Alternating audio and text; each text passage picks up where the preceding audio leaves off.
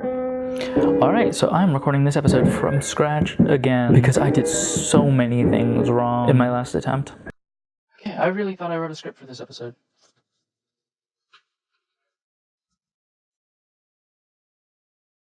Oh, it's right here. Unfortunately, I don't have my tripod with me. Last time through I had it propped up on a chair, but I can't get a chair to sit where I want it to right now. Or I could, but I'm nervous about using this camera balanced on a chair that's balanced on something else. Previous attempt was a 12-minute long recording, so expect inconsistent camera angles. So I've been thinking a lot about imposter syndrome. That's a lie.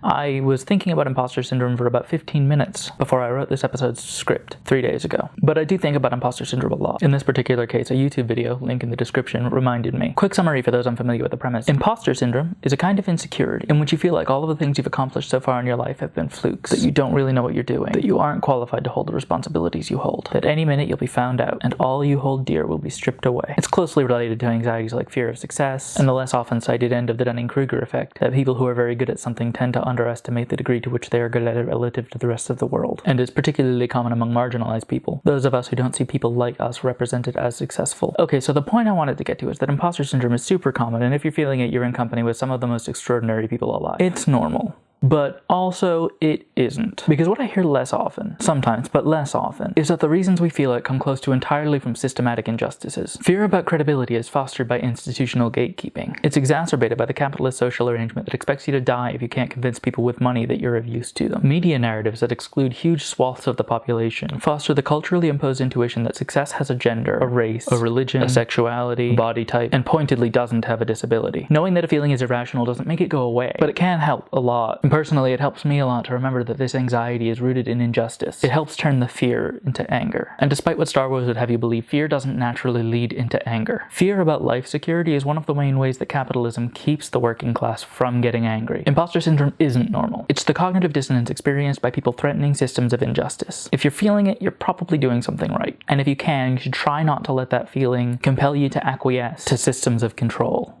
Anyway, bye. Like, share, and subscribe if you enjoyed this video and you want to see me talk about stuff that's sometimes this coherent twice weekly.